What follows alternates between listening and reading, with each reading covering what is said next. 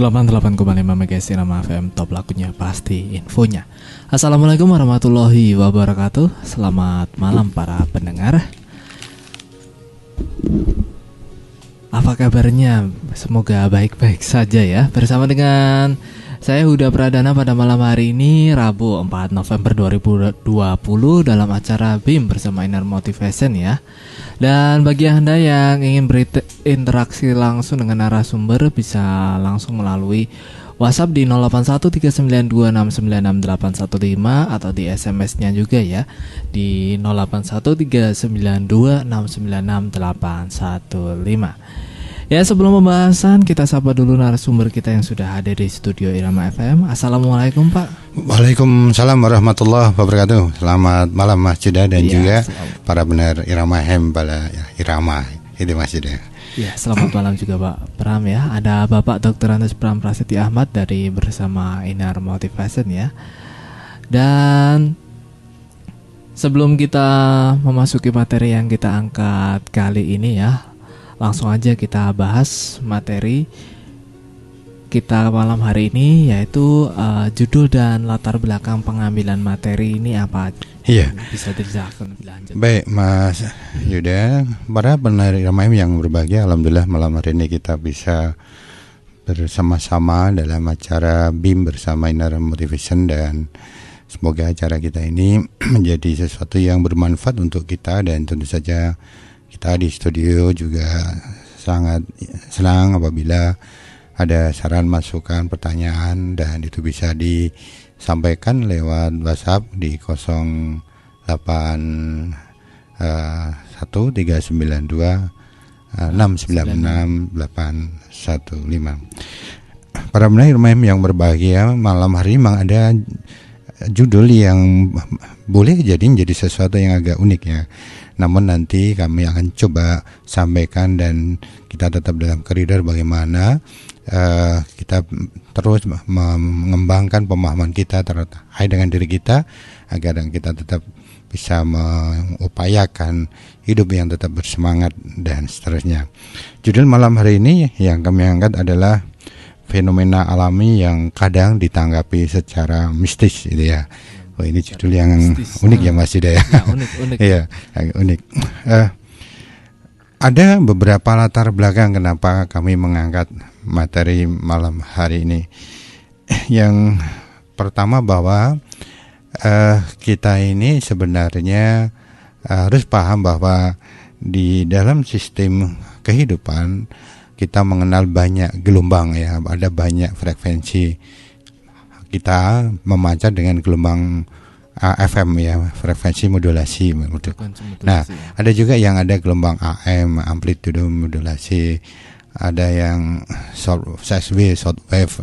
Ada lagi gelombang seluler, ada gelombang seluler aja berapa macam ya Mas? Banyak sekali ya. Belum lagi nanti gelombang televisi, baik yang secara gelombang yang secara langsung dari tower ke tower atau yang via satelit. Jadi banyak sekali di dalam kehidupan kita ada efek gelombang. Nah, kita akan mudah memahami. Di sisi lain kita juga paham kan ada yang namanya efek rumah kaca gitu kan. Bumi semakin panas karena efek rumah kaca. Jadi tidak semata-mata banyaknya kaca itu ya, namun adalah padatnya udara di atmosfer dari berbagai macam limbah yang kemudian menjadikan panas matahari yang diterima oleh bumi tidak bisa dilepas dengan baik ya. Jadi yang pertama itu. Kemudian yang kedua, para pendengar Irama FM yang berbahagia, kita paham bahwa di dunia kedokteran kita mengenal bahwa tubuh kita ini ada banyak hormon yang terkait dengan diri kita ya. Ada hormon yang ada di otak, itu ada hormon endorfin, hormon enkefalin, hormon transmitter, dan hormon-hormon yang di otak kita ini juga sangat dipengaruhi oleh suasana yang melingkupi. Artinya sangat dipengaruhi juga dengan kondisi yang berpengaruh. Nah, kondisi yang berpengaruh itu adalah gelombang atau frekuensi. Artinya Mungkin ilustrasinya mudah ya, kalau Mas Yuda umpamanya ada ada dengung atau suara yang yang sangat sangat kecil, pasti kan tidak nyaman di dalam telinga kita, atau kita mendengar pakai headset dengan nada yang sangat keras semuanya kan tidak nyaman gitu ya. Nah, ini yang kemudian ini berpengaruh. Nah, demikian pula hormon di otak kita ini juga dipengaruhi oleh berbagai macam kondisi. Artinya bisa saja terkait dengan, katakanlah kita sekarang mengenal yang namanya efek dari penggunaan elektromagnet dari handphone ya, penggunaan gadget ya, radiasi dari dari penggunaan blue light itu sinar yang memancar ke tubuh kita dari HP, dari gadget dan sebagainya. Kemudian yang juga menjadi latar belakang kenapa kita angkat malam hari ini adalah kadang-kadang ada yang istilah saya, ada muncul respon yang berlebihan sehingga ketemunya tidak pada solusi gitu ya. Katakanlah, ini di sekolah ini ada anak yang kesurupan, kesambet, kemudian ini solusinya harus cari orang yang kemudian itu sih nggak salah ya. Namun ada beberapa hal yang sesungguhnya bisa kita tanggapi secara alami, secara alami. Nah, kalau umpama ini solusinya harus dicarikan engkong 10 umpamanya itu. Nah, jadi ada solusi yang sesungguhnya bisa lebih aktif kalau kita menanggapinya secara alami. Artinya ini juga dalam rangka agar kita istilahnya bisa menemukan solusi. Katakanlah ada orang yang di rumah ini tiba-tiba kesambet sehingga ngomongnya jadi ngelantur umpamanya itu ya. Ya, jadi banyak hal-hal yang kadang-kadang istilahnya responnya ini berlebihan gitu ya. Anak ini tiba-tiba jadi jadi diam, nggak ada respon, ngalamunan gara-gara kemarin sempat duduk di bawah pohon itu bawahnya itu. Nah, jadi kadang-kadang kita menemukan hal yang istilahnya responnya itu berlebihan. Nah, namun para pendengar Irama yang berbahagia, kami tentu saja tidak menampik, tidak menganggap sesuatu yang salah ketika kemudian ada faktor-faktor X yang memang kemudian tidak bisa kita pahami secara logis. Namun kami mencoba ada hal yang sesungguhnya bisa dipahami secara logis. Namun sekali lagi kami tidak akan menampik kemungkinan yang memang istilahnya ini memang sangat misterius, ini memang hal-hal yang sifatnya di luar normal gitu ya. Nah, kemudian yang yang keempat, para pendengar Irama yang berbahagia, kami mencoba mengangkat ini karena juga begini. Jadi kita kan memahami ya, kadang-kala ada nggak Mas Yuda orang yang kemudian karena dia berlebihan di dalam menggunakan obat-obatan gitu kan, ada nggak side effect-nya? Iya, ada kan ya. Ada side effect, banyak orang yang suka menggunakan obat katalah antibiotik, obat untuk penghilang rasa sakit, dan efeknya kan pasti nanti ada gangguan pada hatinya, di hati atau mungkin di ginjal dan sebagainya. Nah, demikian pula dengan hal-hal yang terkait dengan psikis ya. Obat itu kan fisik ya, ada bentuknya, atau mungkin ada orang makan makanan tertentu gitu kan, makan katakanlah tiap hari hobinya makan yang berlemak, makan sate dan sebagainya gitu kan. Itu kan ada side effect-nya kan itu. Nah, itu yang fisik. Nah, demikian pula yang psikis. Dan yang psikis pun ada side effect. Contohnya, ada orang yang tidak bisa melupakan rasa cemasnya masa lalu. Jadi cemasnya itu terus disimpan berlama-lama, berlebih-lebihan. Ini pun juga ada side effect-nya. Nah, efek-efek yang diakibatkan oleh fisik kita mudah paham. Namun efek-efek yang dilibatkan secara psikis kadang-kadang kita seringkali kita abaikan, sehingga kadang-kadang kita anggap ya sudah ini takdir pokoknya. Kenapa sih anak ini kok suruh belajar susah ya gitu, kenapa anak ini kok nggak mau tanggung jawab pada cita masa depannya, itu main saja gitu kan, istilahnya tidak hanya semata-mata lupa belajar, namun lupa pada tanggung jawab pribadi masa depan. Nah, ini kan kadang ya akhirnya dianggap biasa, ya sudah itu memang jatahnya jadi anak bodoh Mama itu kan. Nah, padahal tidak, ada faktor-faktor yang sesungguhnya kalau kita mau cermati tadi, ada efek-efek psikis yang kadang-kadang menumpuk dan itu berdampak. Nah, demikian pula dalam kondisi tertentu efek psikis ini berdampak pada halusinasi, delusi, itu kan, seolah melihat, seolah mendengar ada suara-suara, bisikan-bisikan. Nah, ini sebenarnya nah kalau menanggapinya nanti jadi berlebihan kan, nah menjadi ada hal yang saya sebut sebagai ada solusi yang tidak produktif. Nah, kemudian yang juga menjadi kenapa kami mengatakan ini, karena sekarang ini sudah mulai muncul istilahnya efek dari ketika katakanlah seseorang berlebihan di dalam menggunakan gadgetnya, berlebihan di dalam katakanlah berada di depan televisi. Nah, memang kemudian kita beranggapan ya itu kan memang apa istilahnya, kalau ada anak yang tiba-tiba jadi bukan tiba-tiba, lama-lama jadi mudah marah, mudah tidak bisa dikendalikan. Kalau udah minta itu sifatnya apa, kalau bahasanya Jawa itu ngotor gitu kan, tidak bisa diberi nasihat. Nah, kadang-kadang ya sudah memang itu seperti itu. Namun sebenarnya boleh jadi itu efek ketika dia katakanlah berlebihan ketika hobinya game yang sifatnya perang-perangan, pokoknya kan bunuh gitu kan. Nah, efek-efek yang seperti ini dalam kondisi tertentu itu berdampak yang istilah saya cukup signifikan gitu kan.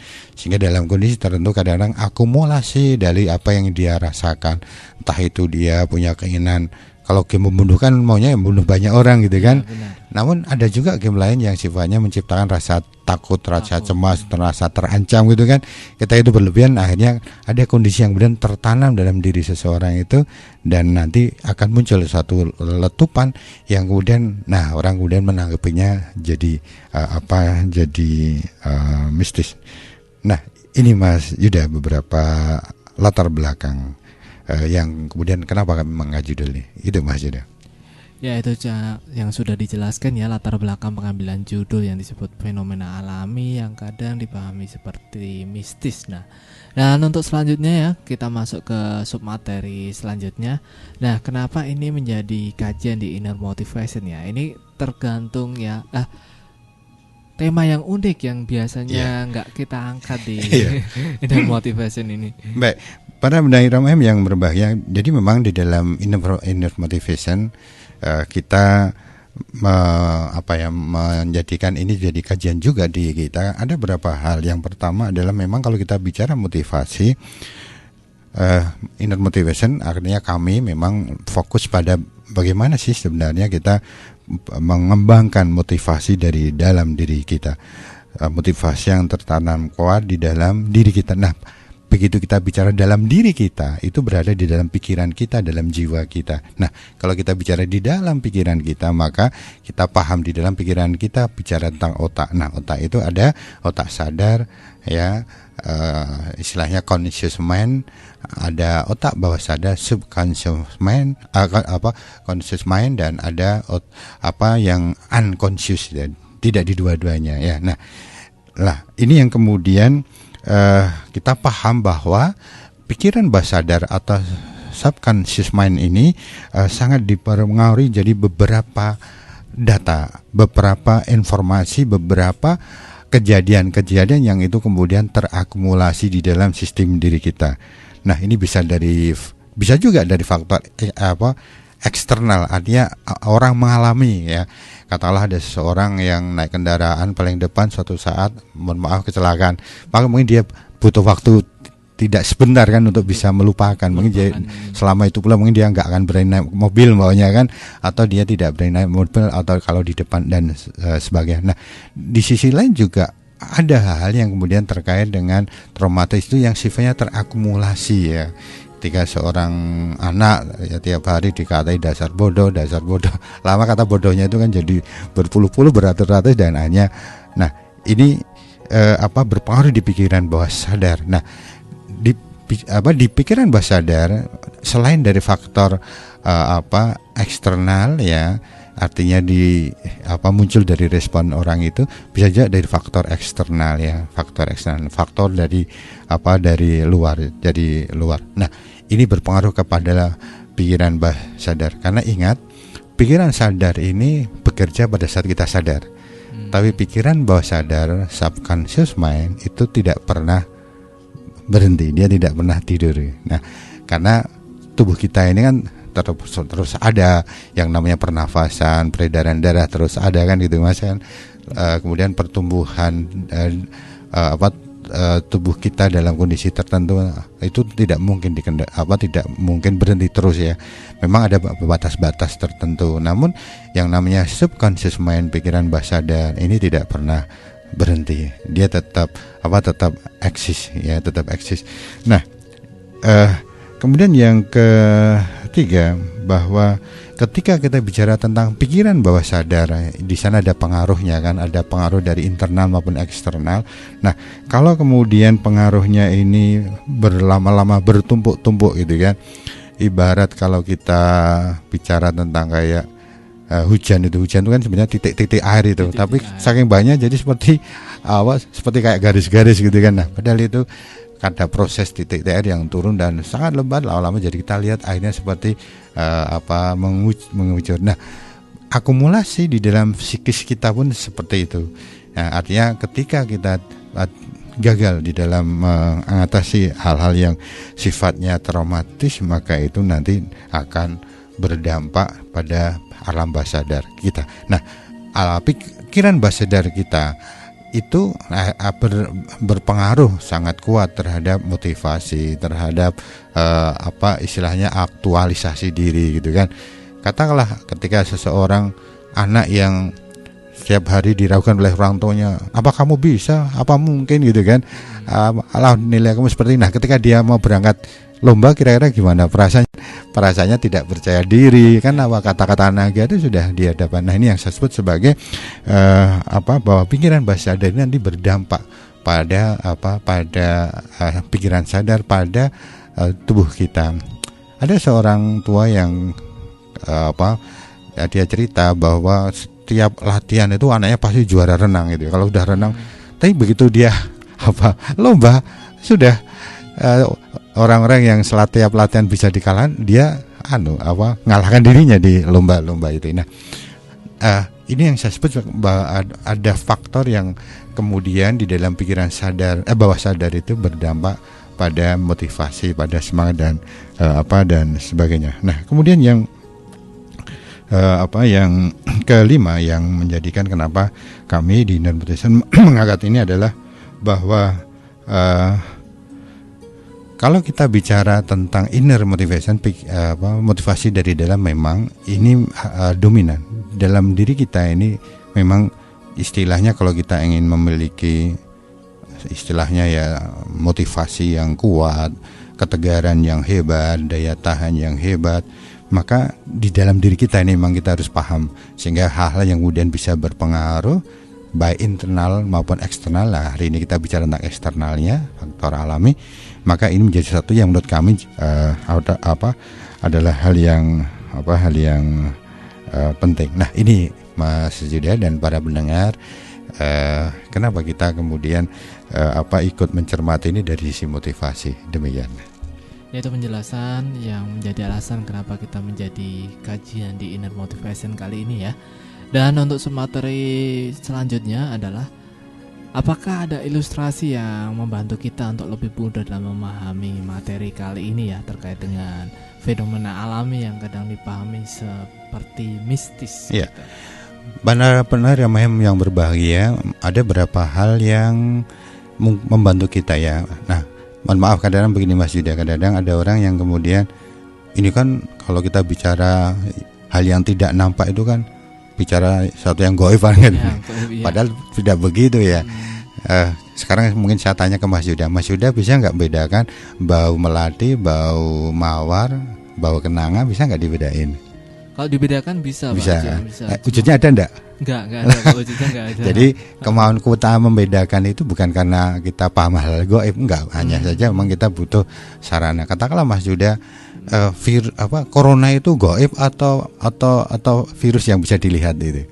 Kan bisa lihat saja melihatnya dengan alat gitu ya, kan. Nah, bukan berarti kalau kita tidak bisa melihat dengan mata biasa itu gaib. Artinya banyak hal yang kadang-kadang kita kemudian nggak mau belajar, langsung dicap aja ini gaib. Wah, itu kan urusan Tuhan gitu kan. Iya. Padahal banyak hal yang boleh jadi membuat kita nah, ini yang pertama. Ilustrasi yang kedua adalah begini, katakanlah Mas Yuda naik mobil gitu kan. Naik mobil, ketika Mas Yuda naik mobil dengan duduknya berlawanan dengan arah mobil, katakanlah naik angkot duduknya di belakang supir menghadap ke belakang, itu kira-kira nyaman tidak?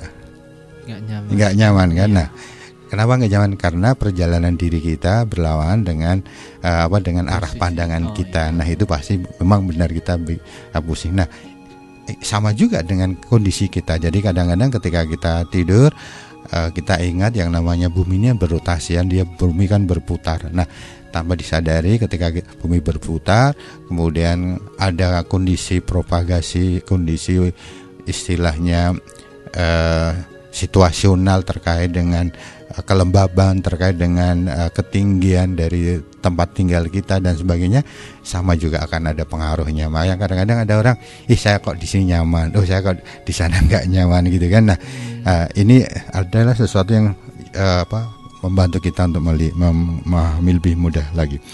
Kemudian juga yang ketiga, umpamanya begini Mas Yuda mau masang sound system gitu kan, lalu ada backsound.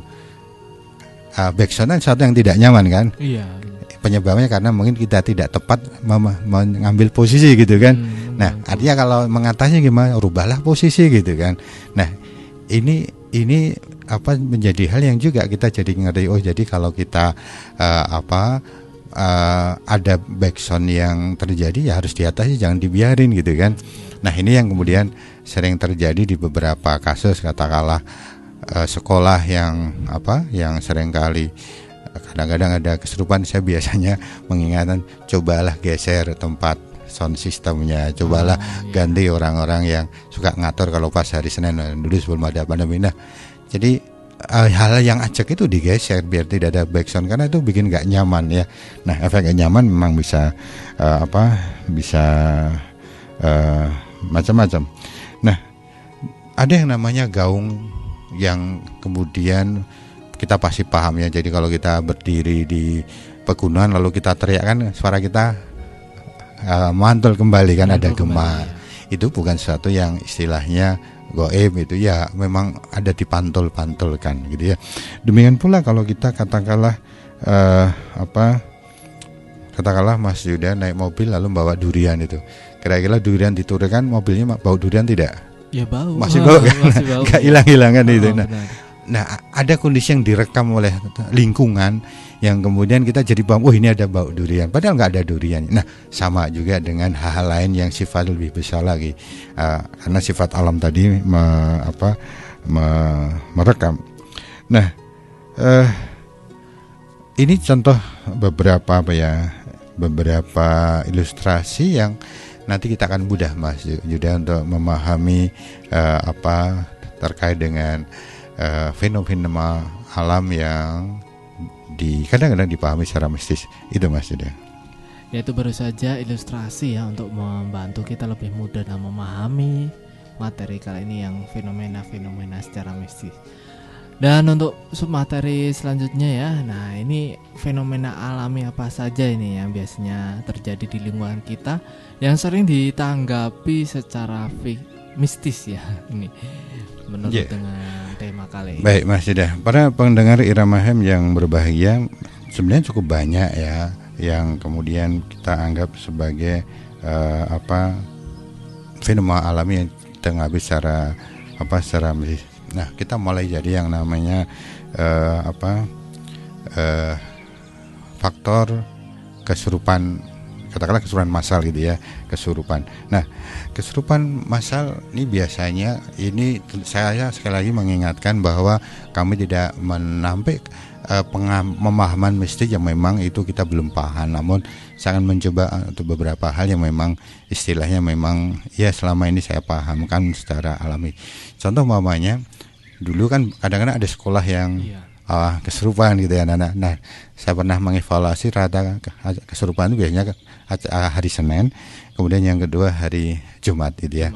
Pada saat anak-anak siswa itu disuruh berdiri, kemudian dia akan dapat perintah-perintah dari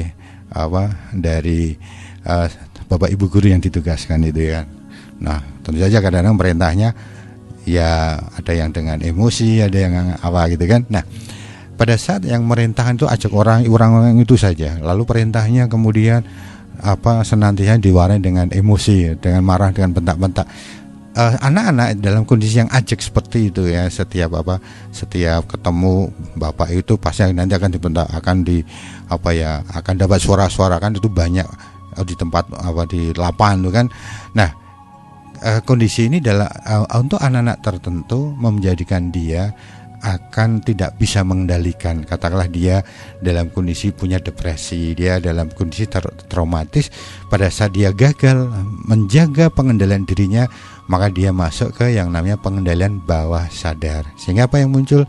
Ya, kemudian emosi bawah sadarnya lah yang kemudian dominan ya. Katakanlah emosi bawah sadarnya yang dominan adalah emosi yang biasanya ditekan-tekan selama ini, keinginan marahnya, keinginan memberontaknya itu ditahan banyak. Nah, ketika kondisi lemah ini yang muncul, sehingga ekspresinya biasanya kan dalam bentuk emosi marah dan sebagainya. Nah, sehingga dalam kondisi tertentu ketika kita bicara tentang kesurupan, karena dia dalam kondisi di luar kendali bagian diri kendalinya, maka biasanya saya menyarankan pada teman-teman Bapak Ibu guru dekati dengan rasa tenang. Kemudian jauhkan dari anak-anak yang mengerumuni, karena kalau anak-anak ngerumuni kan dia kan pikiran anak tuh ada yuk gimana kan, yang muncul rasa cemas, rasa takut. Nah, kalau yang kemudian muncul rasa cemas, rasa takut, itu berpengaruh lebih banyak lagi pada si orang itu untuk tidak segera kembali stabil. Makanya saya menyarankan bawa ke tempat yang khusus, jauh dari orang-orang yang mengerumuni. Si pendamping atau yang menolong tetap tenang, lalu ajak dia untuk tatap matanya, kemudian istilah kita bilang, kamu aman dengan saya, kamu nyaman dengan saya, kamu nyaman saya akan tepuk kamu dan kamu tidur ya, tidur itu ya. Nah, jadi dia butuh waktu untuk istirahat. Kita sarankan ya tunggu beberapa menit, ya tentu saja apapun ya akan bagus kalau kemudian ada doa gitu kan, ada bacaan, silahkan saja. Namun yang penting kondisi si penolong ini adalah nyaman. Nah, biasanya kalau ada kasus-kasus seperti itu, makanya saran saya biasanya yang pertama, tolong Bapak Ibu guru yang biasanya merintah anak-anak bar ini jangan itu saja, gonta-ganti gitu ya. Ada suara, kadang-kadang si bapak guru, kadang ibu guru, jangan si bapak itu terus itu ya, karena sesuatu yang ngajak itu akan menciptakan akumulasi. Tadi kan saya sudah cerita, ada akumulasi yang nanti berdampak ya. Yang kedua, posisi sound systemnya jangan tempat itu agak digeser meskipun 2 meter 1 meter dari tempat semula gitu ya. Nah, untuk apa? Menghilangkan keajekan.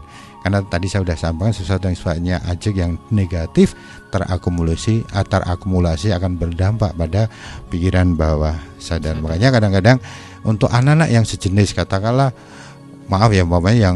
yang rutin ngatur adalah Bapak Guru X ya, kemudian Bapak Guru ini mengasuh kegiatan ini. Nah, makanya nanti yang akan terpengaruh adalah anak yang paling sering ketemu dengan beliau itu. Katakanlah itu satu rombongan, ya nanti satu rugi itu terpengaruh gitu kan. Nah, akhirnya kadang-kadang jadi masalah. Nah, ini yang kemudian sekali lagi kadang-kadang dalam kondisi itu memang boleh jadi ada sesuatu yang benar-benar kita belum tahu logikanya. Namun saya sarankan logika ini pakai dulu, dan alhamdulillah ini beberapa teman guru sudah mempraktekkan. Ada yang menarik nih Mas Yuda, jadi satu saat ada teman guru, saya tunjukkan bagaimana mengatasi anak yang kesurupan itu kan ya, cuma dia karena ketemunya hanya di acara jalan santai, dia bergegas, padahal saya belum tunjukkan bagaimana membangunkannya gitu kan. Sehingga suatu saat ketika ada kejadian Pak Guru itu Pak Pram, ini saya berhasil membuat orang yang sebelum tidur, tapi gimana cara bangunkan? Dan bangunnya ada tekniknya, sederhana aja pokoknya. Kita bilang, kamu yang saya sentuh pada hitungan kelima, kamu akan bangun dengan rasa nyaman, kamu mengendalikan diri kamu. Pokoknya kata-kata positif gitu kan. Ada yang namanya teknik-teknik sugesti positif. Nah, hanya jangan hanya dengan teknik itu. Nah, itu yang pertama. Kalau kita bicara tentang kesurupan. Kemudian ada juga yang kedua adalah mungkin yang kadang-kadang kita anggap adalah namanya istilahnya kesambet gitu kan. Kesambet lah, kemudian dia jadi emosi, jadi berontak. Nah, dalam beberapa kasus yang seperti ini biasanya yang terjadi adalah anak atau orang itu ada yang namanya endapan emosi yang yang sangat lama gitu kan. Nah, endapan emosi ini bisa terkait dengan ketidaksiapan dia terhadap kondisi yang sedang dialami. Katakanlah ada seorang yang dia tinggalnya di kota di Jakarta ya. Kemudian dia harus di Purworejo karena katakanlah dia harus ikut sang suami menunggui orang tuanya. Padahal di Jakarta juga ada orang tua yang harus Nah, dia kan dalam kondisi yang saya sebut sebagai kondisi yang depresi. Nah, ketika dalam batas-batas tertentu, dalam batas di mana dia tidak bisa mengendalikan, maka kemudian muncullah emosinya yang berlebihan. Nah, uniknya mereka-mereka yang dalam kondisi seperti ini, maka dia akan mengakses istilah saya di hal yang sifatnya serba emosional gitu ya. Sehingga kalau kemudian dilawan dengan emosi, ya emosi itu akan keluar lagi, baik dalam kata-kata, baik dalam sorot mata dan sebagainya. Nah, ini yang kadang-kadang istilahnya cara ngatasinya pada saat kondisi tenang adalah cermati permasalahannya. Kemudian kalau kemudian dia di sini ada kondisi seperti ini, maka mungkin harus ada solusi. Mungkin sekali tempo harus ke tempat yang di orang tuanya dia, satu kali tempo tempat orang tuanya yang di sini. Nah, atau bagaimana membangun komunikasi. Tapi yang penting istilahnya kondisi psikisnya dicermati. Jadi kadang-kadang kita langsung menjustifikasi ini karena faktor X gitu. Nah, mungkin itu hal yang benar juga, namun saya lebih menyarankan kondisi psikisnya dicermati, coba dievaluasi. Apakah kondisi yang sekarang ini dia memang dalam kondisi yang yang nyaman? Apakah tidak ada endapan yang kemudian membuat dia istilahnya menekan rasa yang berlebihan? Itu yang kedua. Yang ketiga adalah kadang-kadang kita masih udah bilang tempat sini angker, kemudian banyak kecelakaan gitu kan. Wah, kalau ada tabrakan di situ, kalau ada orang dilenger di situ, istilahnya jadi ini jadi makan korban banyak yang. Nah, saya ingin sampaikan begini. Ada beberapa tempat yang ciri-cirinya seperti ini Mas Yuda. Jadi umpamanya begini. Tempat ini biasanya itu satu dekat jalan raya, jelas ya, jalan raya. Kemudian biasanya di dekat situ ada yang namanya arus listrik. Ya, arus listrik. Ada tiang listrik atau togor listrik yang kemudian pasti kan ada arus listriknya kan. Lalu kemudian ada arus air, katakanlah ada juga jembatan. Nah, kita bisa lihat di sini yang satu sisi adalah arus dingin ya, arus dingin karena air itu kan ada yang namanya arus dingin, gelombang dingin. Lalu kemudian yang atas katakanlah ada listrik, gelombang panas. Nah, gelombang panas dingin yang menyatu di tempat yang sama pas persilangan tadi, biasanya itu akan membuat kita jadi kesulitan mencermati kendali kita. Sama dengan katakanlah Mas Yuda, ada orang bertanya waktu bersamaan 2 atau 3 orang, itu kan jadi nggak jelas itu kan. Mana yang harus dijawab dulu kan bingung itu. Nah, pada saat bingung itulah kemudian kita blank, stagnan gitu. Nah, sama ketika orang itu dalam kondisi letih, katakanlah naik motor dia letih, berada di tempat yang persilangan, ada persilangan jalan, persilangan air, persilangan listrik, maka kadang-kadang kondisi letih itu membuat dia terpengaruh sehingga ada istilahnya blank tadi. Artinya apa? Dia tidak bisa memprediksi seberapa kecepatan saya, seberapa dampak kalau saya berbelok seperti ini gitu kan. Dia tidak ngerti, oh ini ada kendaraan, kapan ngerem, kapan saya ngegas, itu kacau itu. Nah, ketika kacau kita jadi lengah. Ketika lengah ya boleh jadi kecelakaan itu terjadi. Makanya di tempat-tempat yang ada persilangan baik arus listrik, ada jembatan, kadang-kadang di tempat seperti itu kita posisinya ya kalau saya, cara paling mudah untuk biar kita katakanlah tidak mengantuk atau tidak biar kita tetap bisa fokus, makanya mengagetkan diri sendiri dengan cara apa? Bisa menepuk badan dengan tangan, ya kan? Kita jadi kaget itu. Nah, kalau kita kaget, kita pengendalian antara pandangan, pendengaran dan tindakan jadi terkendali lagi. Atau kalau kita pakai mobil bisa klakson, kan klakson ada suara gitu. Begitu ada suara kan kita jadi tersadar lagi. Nah, ini adalah tekniknya. Jadi kadang-kadang kalau sebelum jembatan, ya biasanya kan ada jembatan, ada listrik, ya udah kita klakson untuk apa? Mengoptimalkan kembali kemampuan kita untuk menyadari itu ya. Nah, itu yang yang ketiga. Kemudian yang keempat, kadang-kadang ada yang namanya, istilah saya adalah rekaman alam yang secara massal ya. Rekaman alam secara massal ini adalah katakanlah orang itu dapat cerita dari orang tuanya, oh di sini ada pocong gitu kan. Nah, kalimat itu diterus-teruskan di sekitar itu ya kan, sehingga orang di situ akan paham, oh itu jadi angker. Nah, ketika orang bicara tentang ada pocong, kan pocong orang sudah punya asosiasinya kan Mas, bentuknya seperti itu. Nah ketika visual. Ketika orang punya visualisasi yang sama, dan itu tidak hanya satu bentuk visualisasi dari banyak orang, itu kadang-kadang jadi sesuatu yang nampak seperti itu gitu. Nah, ini yang kemudian kadang-kadang kita juga istilahnya ya, kalau yang seperti itu ya biasanya yang orang di situ, orang luar itu mungkin nggak melihat itu. Karena apa? Karena orang di luar itu tidak ada pemahaman terhadap yang sama dengan di tempat itu. Sehingga kalau saran saya ya, kita hindari membiasakan menceritakan hal-hal yang istilahnya kontraproduktif atau kita tidak paham. Makanya kalau ada istilahnya ya intinya kalau ada teman-teman yang dianggap seperti itu ya tidak usah diterus-teruskan, itu aja perkara. Yang penting kalau kita jalan kita doa gitu kan. Kalau kita berpapasan dengan orang, kita memberi salam dan sebagainya, itu biar kita kan tetap sadar itu. Kan kalau kita hanya istilahnya ibarat berjalan, orang jatuh muncul umpamanya gitu kan, nggak peduli ada orang, kan lama-lama jadi ngalamun gitu kan. Tapi kalau kita jalan ketemu orang, kita senyum, kita ucap salam, kan tingkat kesadaran kita jadi muncul gitu ya. Jadi tidak mengabaikan. Kemudian yang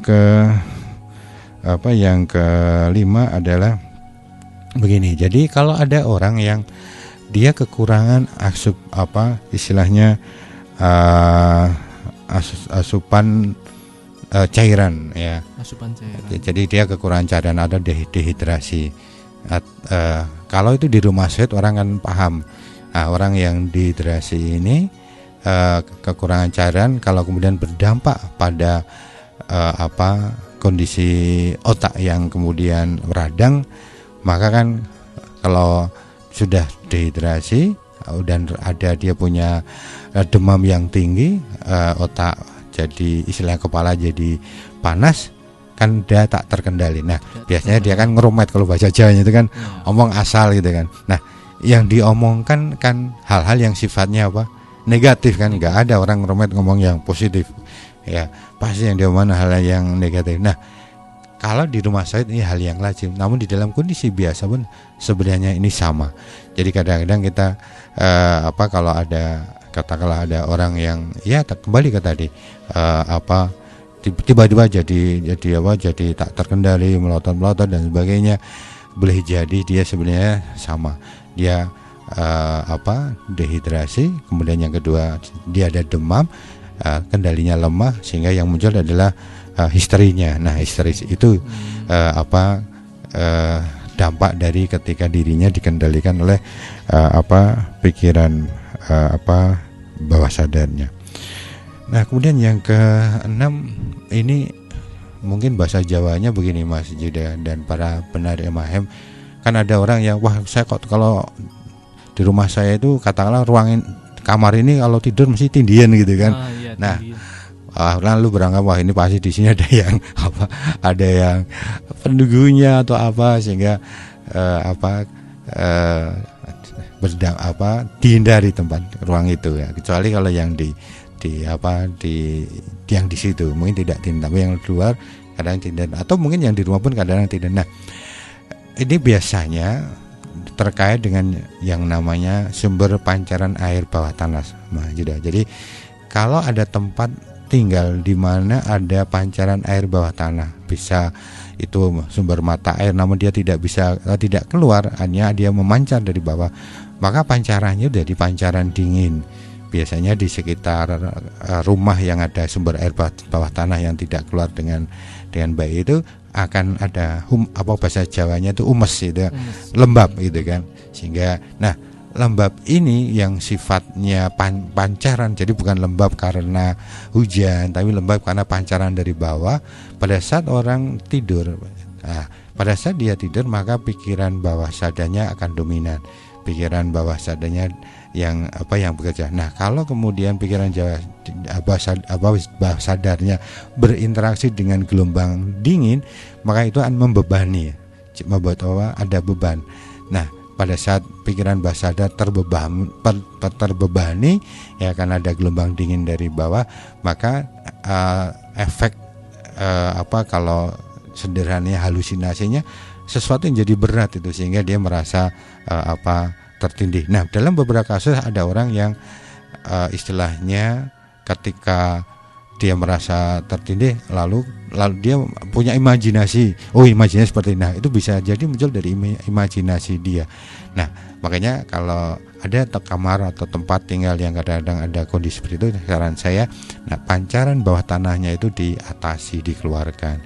Artinya biar tidak ada pancaran. Caranya adalah cari batang besi atau pipa besi itu kan, paling enggak 1 meter, kemudian yang 3/4 ditanam di dalam tanah, yang 1/4-nya biar di luar. Nah, dengan adanya pipa ini maka pancaran bawah tanah itu akan tersalurkan tersalurkan lewat media metal tadi. Nah, kalau dia sudah tersalurkan ke alam, ke luar, maka dia tidak akan memancarkan ke yang sifatnya meruang gitu kan. Nah, ini kemudian menjadikan istilahnya efek pancaran bawah tanah itu tidak berdampak pada orang yang di dekatnya, utamanya pada saat tidur.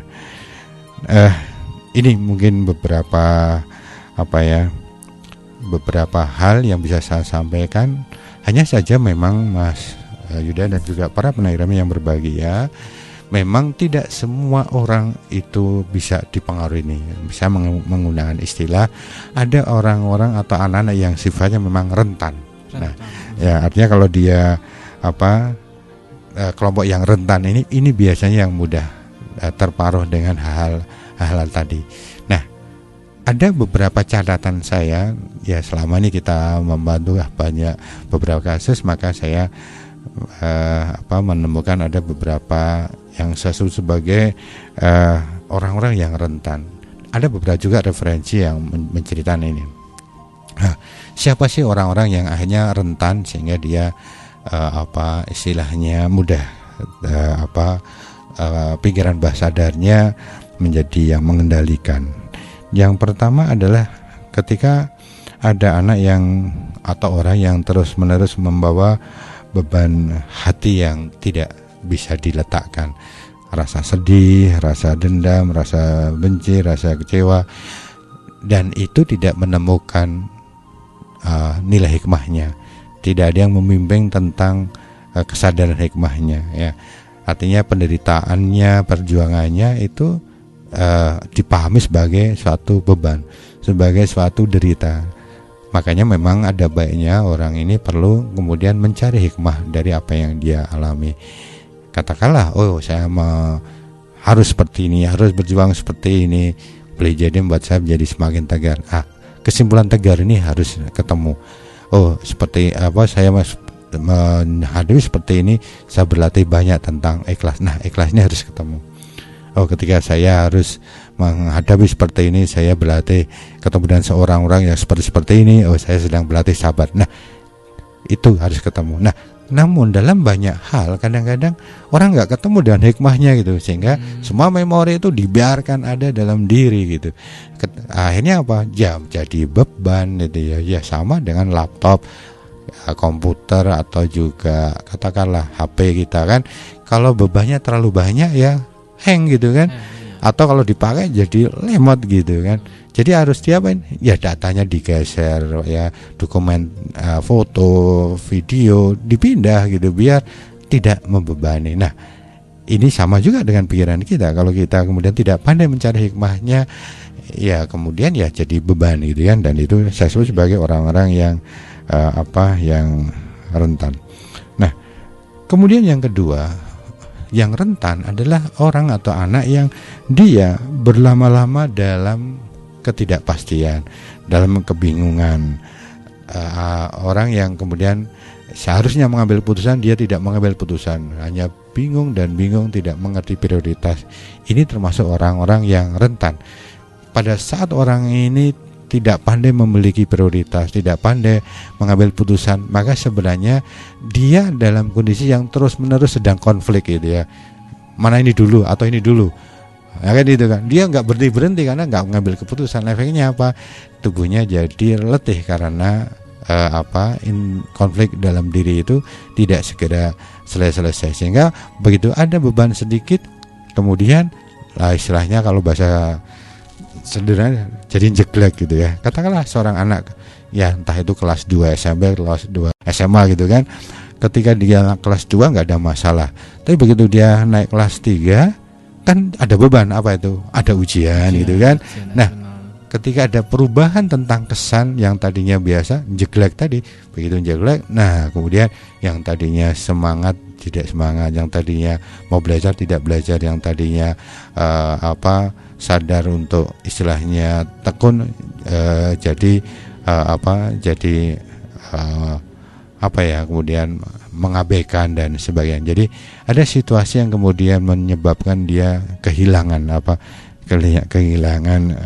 semangatnya. Nah, oleh karenanya segera mengambil keputusan, menghindari berlama-lama dalam kebingungan, berlama-lama dalam kekecewaan dan sebagainya. Ini kalau ini terus ada, itu menjadikan orang itu kelompok yang rentan.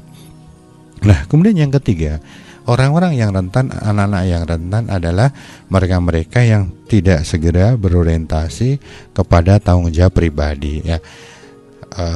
Istilahnya kan setiap diri kita, katakanlah yang masih belajar, utamanya kan dia punya yang namanya tanggung jawab pribadi masa depan. Nah, ketika dia kemudian lari dari tanggung jawab pribadinya, hanya main-main saja, hanya ngegame saja, hanya istilahnya kalau bahasanya Jawa kan hanya hehehe saja gitu kan, hanya ketawa ketiwi, maka dia sebenarnya bersembunyi dari tanggung jawabnya. Dia bersembunyi jadi rasa cemasnya, bersembunyi dari takutnya terhadap masa depan. Nah, dia bisa aja pura-pura dengan temannya, dengan kelompoknya, namun sebenarnya ini adalah mereka-mereka yang istilahnya punya perasaan yang rasa percaya dirinya itu semakin hilang. Nah, ketika ada masalah sedikit saja jadi jeglek, maka ini adalah kelompok yang saya sebut adalah kelompok-kelompok yang rentan. Makanya jadilah anak-anak ataupun kita harus punya rencana, harus punya target, harus ada yang akan diselesaikan. Nah, ini yang kemudian menjadikan kenapa kita harus belajar. Makanya belajar itu hukumnya wajib. Untuk apa? Agar kita senantiasa mendapatkan kebaikan-kebaikan dan kita terus bisa memperbaiki diri kita. Makanya sekali lagi pastikan diri kita ini senantiasa memiliki yang namanya rencana, punya target, punya cita-cita. Nah, Kalau kemudian kita abai dengan terencana, jangan target, ya tadi kita akan dapatkan istilahnya kondisi yang rentan, yang kemudian ada efek-efek yang tidak sederhana yang harus dihadapi. Kemudian juga anak-anak yang rentan adalah mereka-mereka yang istilah saya tanpa disengaja mensugesti atau mengafirmasi diri dengan hal-hal yang negatif ya. Mereka-mereka yang istilahnya belum apa-apa sudah aku ya iso, ini bagi saya sulit, ini soal yang berat gitu kan, saya tidak mungkin, nah gitu kan. Nah ketika dia sudah mengatakan itu, maka itu kan dia mensugesti dengan negatif, atau disugesti oleh orang tuanya gitu kan. Orang tuanya suka cerita dengan tantangannya temannya, kalau anak saya itu isinan gitu kan. Nah dia kan ngomong, padahal omongan itu karena orang tua itu kan kontak dengan anaknya. Nah tiba-tiba jadinya anak jadi tidak mau tampil inferior, merasa tidak mampu, merasa tidak bisa dipercayakan. Ini jadi ada kondisi-kondisi yang tanpa sengaja itu diafirmasikan baik oleh dirinya sendiri maupun oleh lingkungannya. Makanya kita harus senantiasa membangun yang namanya afirmasi ya, bahwa kita ini mampu ya. Makanya kalau kemarin kita memperingati Hari Sumpah Pemuda kan ada slogan itu, pemuda bangkit, pemuda mandiri gitu. Ini sebenarnya bukan sekedar yel, ini adalah sesuatu afirmasi positif yang akan membantu kita untuk tidak terhindar dari kondisi-kondisi yang negatif yang kita akan ada konsekuensi yang mau tidak mau akan terjadi dalam diri kita.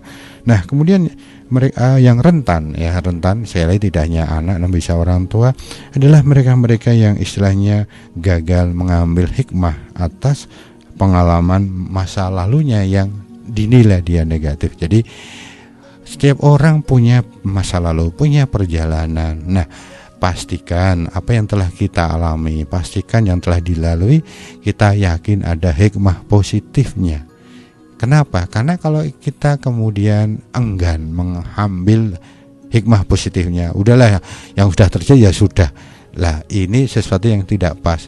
Kita harus membuat kesimpulan. Makanya ada baiknya orang-orang itu, kita lah ada waktunya untuk rileks, ada waktunya untuk kemudian merenung, ada waktunya untuk kemudian menemukan hikmah atas yang kita lalui. Nah kalau kemudian kita masih kalau saya ingat tuh kok saya masih kecewa. Nah kemudian cari alternatif untuk bagaimana kita bisa menilai, biar ketika kita ingat yang ketemunya adalah positifnya. Ini memang butuh proses. Kadang-kadang bisa dibantu lewat konsultasi, namun bisa juga kita dengan cara, kalau orang Islam itu kan iktikaf atau tafakur itu. Nah kalau di rumah itu tafakur. Nah sebenarnya ini adalah cara kita untuk kemudian memotong agar kita ini tidak ada korelasi yang yang negatif dengan pengalaman yang telah lewat. Karena setiap orang mengalami, maka sesungguhnya dia akan memiliki kesan yang kuat. Nah kalau itu kesannya positif tidak apa, tapi kalau kesannya negatif, nah ini yang kemudian akan menjadikan dia, istilah saya, menjadi orang-orang yang rentan, yang bisa dengan mudah dipengaruhi faktor eksternal atau internal yang kemudian bisa ada fenomena halusinasi, delusi dan sebagainya. Itu Mas Yuda. Ya itu baru saja pembahasan yang udah dibahas ya. Dan ini udah ada yang bergabung, langsung aja dibacakan ya. Ada dari Andi di Bayan ya. Gimana cara merespon teman yang terbiasa berpikir mistis secara berlebihan? Baik Mas Andi. Selamat malam Mas. Pertanyaan yang bagus, dan memang ketika kita ketemu dengan teman yang dia senantiasa bicara mistis, saran saya ketika dia bicara sudah kita diam aja. Begitu dia selesai bicara, kita cari topik yang lain. Nah ini yang kadang-kadang memang memerlukan kearifan kita. Memang kita sih tidak etis kalau kita memotong pembicaraan orang. Silakan dia, tapi kemudian kita begitu udah selesai, oh kita bahas yang ini gimana gitu. Nah, ini langkah yang langkah yang pertama. Kemudian yang kedua, memang setiap kita berinteraksi dengan teman memang ada baiknya kita punya pembiasaan untuk istilahnya ya, kadang-kadang memang kita bisa membahas dengan santai. Kita bisa saja bercakap-cakap terhadap topik yang ringan-ringan saja. Namun kemudian kalau kita membahas yang serius, ya pastikan kita punya referensi yang sama. Jadi kalau kemudian kita nggak punya referensi, katakanlah si teman kita ngomong itu, kita ya bilang aja, wah saya istilahnya belum punya referensi. Nah, dengan kalimat itu kita harapkan dia tidak ngomong lagi gitu kan. Nah, kita cari cari topik yang yang lain. Nah, ini adalah satu teknik agar kita bisa menciptakan satu komunikasi yang memang kemudian produktif. Memang kadang-kadang kita beranggapan ya yang penting kalau kumpul itu ya asal ngomong. Ya kalau asal ngomongnya itu kemudian tidak berdampak. Tapi kalau kemudian dia ngomong lalu kita ada pemahaman begini, wah jangan-jangan nanti gitu kan.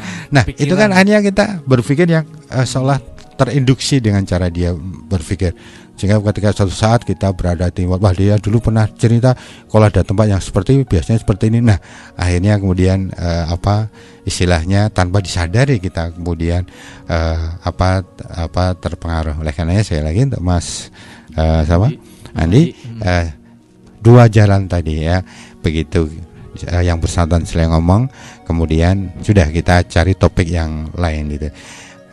Kemudian yang kedua kita istilahnya kalau dia perlu menanggapi, kita bisa aja mengatakan saya harus untuk referensi tentang itu, saya belum paham, ya udah kita cari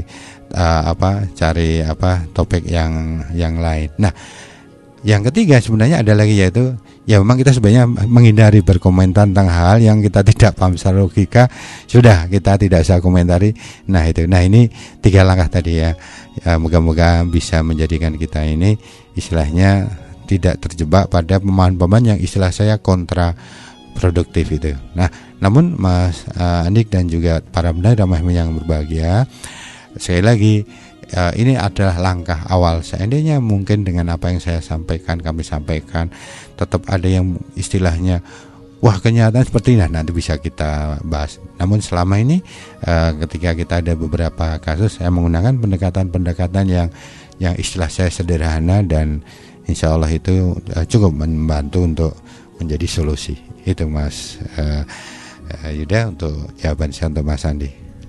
Ya terima kasih sekali yang udah bergabung Mas Andi ya. Dan pendengar, kita sudah memasuki di penghujung acara malam hari ini ya, Dialog BIM. Nah silahkan Bapak Pram Prasetya Ahmad ya memberikan closing statement kepada para pendengar terkait tema yang kita bawa kali ini. Ya, para pendengar yang berbahagia, memang masih banyak hal lain yang bisa kita ceritakan terkait dengan hal yang kemudian seolah-olah namun sebenarnya ada penjelasan yang saya sebut sebagai penjelasan yang dipahami dengan mudah. Namun sekali lagi masih banyak hal yang memang istilahnya kita perlu belajar ya, pada saat kita sudah memahami tentang tadi bahwa pikiran bahasa dari kita ini sangat rentan. Artinya kalau kita punya kondisi rentan, maka yang penting kondisi yang tadi sudah saya sampaikan, kondisi yang rentan itu pastikan kita dalam kondisi yang jauh dari kondisi rentan ya. Apa itu kondisi yang jauh dari yang rentan atau kita kondisi yang positif? Yaitu pertama, senantiasalah jadi orang yang punya rencana, punya target, punya gagasan, maka tidak berhenti untuk senantiasa belajar membaca yang tentu saja positif. Nah, kemudian yang kedua, jadilah kita ini yang segera terhindar dari kondisi yang membiarkan berlama-lama dalam ketidakpastian. Segeralah menentukan skala prioritas dan mengambil keputusan dan segeralah melangkah. Nah, kadang-kadang ada orang, saya belum melangkah namun saya isi hari-hari saya dengan hanya ngegame saja. Ini sama saja gitu kan. Ngegame itu bukan langkah, itu adalah istilahnya pelarian ketika tidak mengambil langkah. Nah, ini ada apa? Jadi kesannya dia tidak ngalamin, enggak, namun ketika dia nggak ambil putusan, tidak segera melangkah, nah itu sebenarnya dia berlama-lama dalam kondisi yang tetap cemas, tetap tidak tanggung jawab, tetap membiarkan diri depresi, hanya kemudian kamuflasenya ngegame gitu, padahal itu semakin parah ya. Nah, kemudian yang ketiga, jadilah orang yang senantiasa mengafirmasi dengan positif ya, mengafirmasi diri dengan positif. Nah, bagi ibu bapak yang punya anak-anak, hindari kita mengafirmasi negatif baik untuk diri kita maupun anak-anak kita. Ini yang kadang-kadang kita tanpa sengaja gitu kan, kadang-kadang orang tua tanpa sadar bicara dengan orang lain, anaknya tidak ada, tapi menjustifikasi anaknya, wah anak saya jangan orang senang matematika, lah sudah jadi anak itu jadi bodoh, padahal itu karena sugestinya orang tua, oh anak saya itu pemalu ya, jadi dia enggan tampil gitu ya, wah anak saya pasti ada kayak itu mesti pegahan, nah tanpa diserasa. Nah, makanya jadilah diri kita ini mengafirmasi diri maupun mengafirmasi keluarga kita, mengafirmasi orang lain senantiasa dengan keafirmasi kalimat-kalimat yang positif. Nah, kemudian yang keempat, pastikan kita senantiasa menjadi individu, menjadi seseorang yang dengan cepat bisa menemukan hikmah dari apa yang telah kita alami. Begitu kita sudah menemukan hikmah, melangkahlah untuk hal yang baru. Katakanlah, oh saya kemarin ada lomba, lalu saya gagal. Cari hikmahnya, oh boleh jadi saya kemarin gagal, namun saya yakin ini menjadi cara saya menjadi tegar. Boleh jadi dengan kegagalan hari ini saya dilatih untuk memiliki jiwa yang besar. Boleh saja dengan kegagalan hari ini saya dilatih untuk bisa memahami tentang apa itu yang namanya keikhlasan. Dengan gagal kemarin boleh jadi saya jadi paham pentingnya latihan sabar. Jadi jadikanlah momentum-momentum yang dirasa negatif itu menjadi hal yang dimana itu adalah cara kita berlatih untuk lebih baik, lebih positif. Nah, inilah beberapa hal Mas Yuda dan juga para pendengar Rama FM. Moga-moga kita tetap menjadi individu-individu, insan-insan yang positif, mengafirmasi diri kita dan positif, dan kita senantiasa mengikrarkan diri untuk bermakna yang positif pula untuk diri, lingkungan kita, dan juga masa depan kita. Moga-moga ada manfaatnya. Mohon maaf apabila ada yang kurang berkenan. Wabillahi taufik wal hidayah. Assalamualaikum warahmatullahi wabarakatuh. Waalaikumsalam warahmatullahi wabarakatuh. Ya, terima kasih sekali para pendengar yang sudah bergabung bersama dengan saya Huda Pradana. Semoga bermanfaat. Kami mohon pamit apabila banyak